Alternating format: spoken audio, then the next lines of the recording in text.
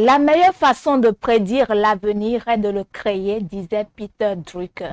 Fidèle ami de Prime News TV Bénin, bonjour et bienvenue à la une des journaux de ce jour. On démarre avec le matinal qui titre en manchette « Financement des projets du PAG 2021-2026 ». Le Bénin lance un emprunt obligataire de 150 milliards de francs CFA. Musée international vaudou à Porto Novo. 86 œuvres culturelles et cultuelles réceptionnées. Dynamisme, info, affiche. Manœuvre de débauche d'élus FCBE. Les femmes Corée multiplient par 0 et donnent rendez-vous pour 2023. Mandat de dépôt dans une affaire domaniale. Car la vie est le destin de prisonniers pour les anciens maires. Le quotidien L'Indépendant affiche. Campagne de sabotage et de dénigrement contre l'homme de Dieu. Vaine cabale contre l'évangéliste Jean Fagbédi. Récente attaque des groupes djihadistes dans le Septentrion. La recette de Boni Yahi pour en finir. La nation placarde. Des succès éclatants enregistrés. Agbenonsi à cœur ouvert et le corps diplomatique. Art et culture. Les détails sur une exposition inédite. First Afrique met à la une. Valorisation des arts et de la culture au Bénin. 86 œuvres culturelles et cultuelles reçues. L'armée bientôt équipée. Sécurité aux frontières nord du Bénin. Grand jury titre. Cérémonie de présentation des vœux du bloc républicain dans la 20e circonscription électorale. Les militaires BR réitèrent leur soutien pour les batailles prochaines aux députés à Coma. Affaire 17 hectares. Sale temps pour Liamindi Dedravo, Germain Kadja Dodo et Si. Terminons avec le Béninois libéré qui affiche. Violente attaque des 8 et 10 février 2022 dans le parc national W. La réaction du bloc républicain. Législative 2023 au Bénin. Le réseau des mouvements de femmes FCBE activé. Ainsi prend fin la une des journaux de ce jour. Merci de nous avoir suivis. Retrouvez tout à l'heure une équipe pour le décryptage de l'actualité.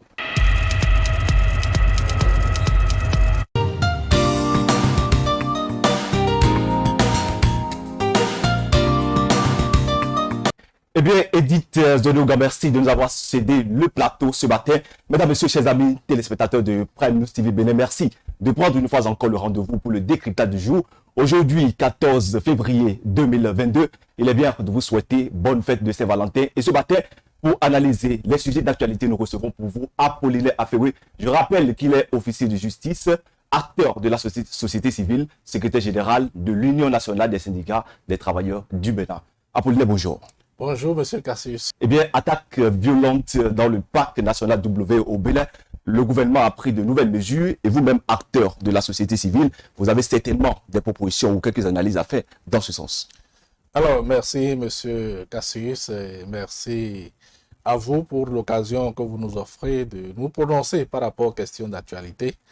Je pense que depuis près d'un an, nous avons commencé par vivre cette réalité du djihadisme et nous pensons que ceci constitue une menace pour notre pays, pour nos populations et donc de ce fait, tous les citoyens de ce pays ont un rôle à jouer, n'est-ce pas, pour tenter d'éradiquer, n'est-ce pas, ce fléau, et de tenter d'éradiquer parce que, comme vous le savez, c'est une lutte permanente dans les pays où ça a démarré. Et donc, ça a commencé chez nous également. Il est nécessaire que nous puissions nous donner la main pour combattre ce mal-là qui constitue un frein au développement et à l'épanouissement des citoyens. Et je pense que nous, au niveau de la société civile, nous avons notre part à jouer. Mais beaucoup plus les politiques parce que, comme vous le savez, les situations du genre naissent, n'est-ce pas, des frustrations. Et lorsque ces genres de situations arrivent dans un pays, n'est-ce pas, le djihadisme se nourrit, n'est-ce pas, des jeunes qui qui sont désœuvrés, des jeunes, n'est-ce pas, qui sont ainsi enrôlés. Et donc, il faut travailler, n'est-ce pas, à occuper nos jeunes. Il faut travailler à ce que les jeunes ne soient pas désœuvrés. Il faut travailler également à réaliser, n'est-ce pas, un sursaut de toutes les populations autour, n'est-ce pas, de la lutte. Et c'est en cela que nul ne doit être négligé. Les acteurs de la société civile, vous le savez très bien, les sages, n'est-ce pas, les religieux et autres, tous ceux qui, dans l'environnement, peuvent permettre de renseigner, n'est-ce pas, les gouvernants, ceux qui peuvent, n'est-ce pas, signaler les mouvements des uns et des autres, ceux qui peuvent sensibiliser les jeunes pour que les jeunes ne se laissent pas, n'est-ce pas, à cet extrémisme-là, sont tous des gens qu'on doit solliciter pour faire en sorte que ce phénomène-là puisse reculer très vite chez nous. Eh bien, Apollinaire Ferré, un autre sujet d'actualité qui retient notre attention dans ce décryptage, c'est bien les législatives de 2023 qui s'annoncent. Et oui, nous voyons déjà les différentes chapelles politiques qui s'activent, n'est-ce pas, pour leur participation aux élections législatives de 2023. Alors vous, en tant qu'acteur de la société civile, quel est votre rôle?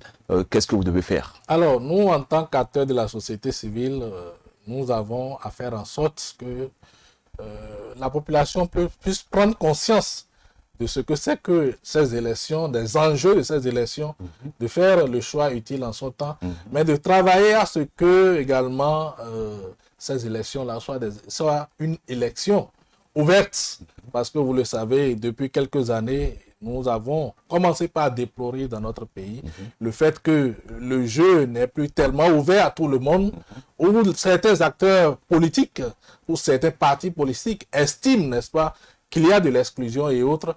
Et également, nous sommes habitués depuis quelques années à des violences. Vous n'avez pas oublié ce qui s'est passé en 2019, ce qui s'est passé récemment pour les élections présidentielles. Et donc, nous devons travailler à ce que ces choses-là ne se répètent pas dans notre pays.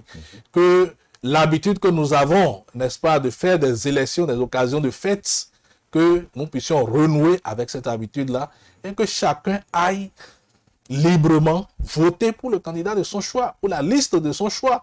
Et donc que les acteurs également puissent être libres de se présenter. Parce que au dernier, c'est le peuple qui choisit, ce sont les citoyens qui choisissent. Et donc que le jeu soit ouvert, que ce soit véritablement les questions d'idées qui prévalent, des questions de projets de société qui prévalent et que les citoyens puissent réellement faire leur choix comme cela se doit. Eh bien, Apollinaire Ferré, je rappelle une fois encore que vous êtes officier de justice. Je rappelle également que vous êtes secrétaire général de l'Union nationale des syndicats de travailleurs du Bénin.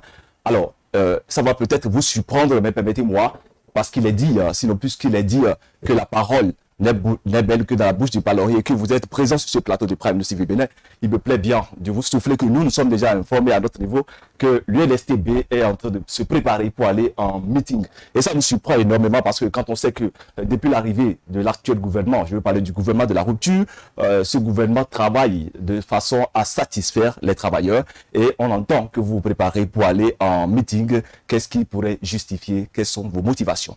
Alors, comme vous l'avez si bien appris, il ne s'agit pas que de l'UNSTB, il s'agit, n'est-ce pas, d'une coalition de 6 confédérations centrales syndicales qui ont décidé de protester contre ce que nous avons commencé par constater, par vivre depuis un certain moment. Vous n'êtes pas sans savoir qu'aujourd'hui, la vie coûte extrêmement cher. Extrêmement cher parce que j'ai l'habitude de comparer parce que la gouvernance du régime actuel a commencé en 2016. Quand vous prenez la mesure de maïs en 2016, la mesure de gari en 2016, eh c'était à 200 francs. Aujourd'hui, nous sommes à plus de 500 francs.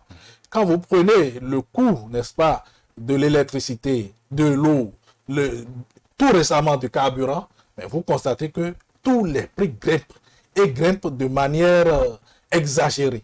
Et nous constatons que rien n'est fait pour, n'est-ce pas, arrêter cette dynamique-là. Et donc, le travailleur que nous défendons, les travailleurs que nous défendons, les travailleurs que nous sommes, nous subissons énormément cette hausse, n'est-ce pas, exagérée des prix sur le marché. Mais Apollinaire Afewe, est-ce que vous pensez que c'est l'apanage du gouvernement de la rupture? Parce que généralement, dans tous les pays développés, on sent quand même que les prix des produits de première nécessité ne sont pas quand même des moindres. Vous savez que à la fin de l'année dernière, il y a un nouveau code général des impôts qui a été voté et que ce code général des impôts a prévu des taxes qui n'existaient pas, a augmenté, n'est-ce pas, les taxes qui existaient et donc ceci contribue à aggraver la situation. Eh bien, il faut signaler que le nouveau code général des impôts a également supprimé des taxes qui existaient, n'est-ce pas? Vous le dites, moi je n'en ai pas connaissance. Ce que je sais, par exemple, en ce qui concerne les travailleurs, c'est que vous avez appris, et je sais que vous êtes bien informé de ce que, à la fin du mois de janvier, la plupart, n'est-ce pas, des travailleurs ont constaté un abattement de leur salaire parce que l'abattement sur la taxe qui se prélevait sur les salaires des travailleurs pour cause de famille, cet abattement-là a été supprimé. Et cela a conduit à une réduction de salaire de tous les travailleurs. Alors, j'ai l'habitude de dire que les travailleurs sont les seuls composants de la société qui subissent parce qu'ils n'ont pas la possibilité de réajuster quoi que ce soit. Les commerçants réajustent leurs prix, les cultivateurs réajustent leurs prix. Le travailleur, tant que son employeur n'augmente pas ses revenus, il n'a pas de marge de manœuvre. Donc, nous sommes ceux-là qui souffrent le plus. Et c'est pour cette raison que nous devons crier plus que tout le monde. Et c'est ce qui justifie, n'est-ce pas, ce meeting qui est projeté pour le vendredi prochain à la Bourse du Travail, conduite par 6 confédérations et centrales syndicales, pour dire au gouvernement qu'il faut arrêter la saignée, il faut réétudier le cas des travailleurs et il faut également que cette promesse-là, n'est-ce pas, de revalorisation des salaires qui a été annoncée à grand renfort médiatique, que cela puisse se concrétiser, que cela ne reste pas à l'étape de promesse, mais que cela devienne réalité pour nous permettre, n'est-ce pas, de faire face à la cherté de la vie et que cette revalorisation également soit à la hauteur de ce que nous entendons de l'autre côté. Vous avez appris, les maires bientôt en avril seront à 3 millions le mois. Les préfets déjà, on connaissait déjà les secrétaires généraux des mairies et autres. Et donc les politiques aujourd'hui, ont la part du lion. Et il faudrait penser également aux travailleurs parce que nous allons sur le même marché et nous avons les mêmes besoins. Le pays, la prospérité doit être équitablement partagée. C'est ça le sens de notre lutte. Eh bien, Apollinaire Afewe, vous avez évoqué des salaires très intéressants, mais nous ne sommes pas encore informés. Donc, priez à nous en fournir après les informations nécessaires pour qu'on puisse y revenir dans nos décryptages. Alors, je voudrais quand même dire, quand on sait que depuis que le gouvernement de la rupture est là, l'effort est fait dans le sens de payer à temps le salaire des travailleurs, si je ne me trompe pas. Et quand on sait que c'est le gouvernement de la rupture qui a mis en place le système des enseignants vacataires, mais normés autrement. Voilà. Quand on sait que c'est le gouvernement qui a des aspirants, quand on sait que c'est le gouvernement qui a fait le système des aspirants pour permettre à ces vacataires-là qui entre-temps erraient, excusez le thème, dans les collèges privés sans avoir une situation concrète d'en avoir aujourd'hui, quand on sait que le gouvernement a promis également la valorisation des salaires, parce que vous venez de le dire, est-ce qu'on a besoin, est-ce qu'à l'UNSTB, vous avez besoin forcément d'aller en meeting avant de revendiquer? Est-ce que vous ne pensez pas, parce que vous êtes le secrétaire général, je vous pose la question, est-ce que vous ne pensez pas enclencher une autre façon de négociation avec le gouvernement? Alors, monsieur le journaliste, je vous dirais que la situation des AME aujourd'hui n'est pas une situation reluisante. Pas du tout. Et vous constaterez avec moi que depuis 2016, il n'y a plus de recrutement dans la fonction enseignante. Et donc, la situation, la réforme des AME est une précarisation de la fonction enseignante. Nous l'avons toujours dit. C'est vrai, peut-être on a amélioré ce qui était là et qu'on appelait la vacation, mais ce n'est pas l'idéal. Et donc, il ne faut pas s'arrêter à la situation des AME. C'est pour cela que nous avons toujours dit, non seulement les AME qui sont payés 9 mois sur 12, et non seulement ils sont payés 9 mois sur 12, les conditions qui sont les leurs, le volume du travail qu'on leur accorde, tout ça là, c'est des questions importantes. Je pense que ce n'est pas une situation reluisante. Et ce que nous voulons dire, c'est ceci. Vous savez, si nous avons décidé d'aller à ce meeting, ce n'est pas à cœur joie. C'est parce que nous avons constaté qu'il y a un certain nombre de choses qui se passent sans nécessairement discussion avec les acteurs sociaux que nous sommes. Et donc, de ce fait, nous sommes interpellés par les nôtres. Vous savez, en octobre dernier, il y a eu les négociations. Nous avions demandé une augmentation salariale. Le gouvernement a dit niet. Mais en décembre, alors que le budget ne retrace aucune augmentation salariale, le gouvernement a annoncé à grand renfort médiatique l'augmentation des salaires. Et ceci a amené sur le marché un renchérissement des prix. Parce que c'est comme ça. Quand on apprend que les travailleurs ont une augmentation en vue ou bien ont une augmentation de leur salaire, les prix grimpent sur le marché. Et donc cette annonce du gouvernement, sans même discuter avec nous, a déjà fait grimper les prix. Et là, nous sommes en train de terminer déjà le 2e mois. Et le gouvernement ne nous a même pas encore appelé pour dire, mais voilà ce que nous pensons faire, discutons à quelle hauteur on peut augmenter les salaires et autres. Et nous sommes là déjà à subir les effets de cette annonce. Donc, c'est pour cela que nous sommes obligés de nous-mêmes nous lever pour dire, nous entendons que les choses se passent suivant les règles de l'art. Alors, Apolline Afewe, est-ce que quelque part, c'est le gouvernement qui doit nécessairement vous appeler à l'UNSTB ou appeler les acteurs de la société civile pour des négociations, ou bien vous avez la possibilité aussi d'aller vers le gouvernement et lui soumettre vos préoccupations? Nous allons toujours vers le gouvernement pour soumettre nos préoccupations. Nous tentons de provoquer le dialogue, mais après tout, c'est le gouvernement qui décide. La commission de négociation est présidée par le gouvernement. Il y a eu la volonté de la part des acteurs sociaux qu'il y ait, par exemple, en décembre dernier, une session de cette commission-là pour se pencher sur les questions des salaires. Cela n'a pas eu lieu. Donc, c'est le gouvernement qui convoque, n'est-ce pas, cette session-là. Et donc, tout ce que nous faisons, c'est en réalité un appel au dialogue pour dire ça ne va pas. Parce que, comme on le dit vulgairement chez nous, lorsque vous êtes sous un arbre et que vous gardez silence, ce sont les oiseaux qui vous arrosent de leur fiente. Nous n'allons pas accepter, continuer à subir, n'est-ce pas? C'est ce qui explique que nous avons voulu tirer sur la sonnette d'alarme pour dire au gouvernement, ça ne va pas. Il faut, n'est-ce pas, agir et maintenant. Eh bien, merci Apolline Afewe d'être passé sur le plateau de Prime News TV Bénin ce lundi 14 février, j'allais dire 2022. C'est un plaisir réel pour nous de vous avoir reçu. Merci d'avoir partagé avec nous également votre perception sur quelques sujets d'actualité. Mesdames, Messieurs, chers amis téléspectateurs de Prime News TV Bénin, nous avons fait le tour de ce moment de décryptage avec Apolline Afewe, officier de justice, secrétaire général de l'Union nationale des syndicats de travail du Bénin, UNSTB. Merci de nous avoir suivis. Portez-vous bien et à bientôt.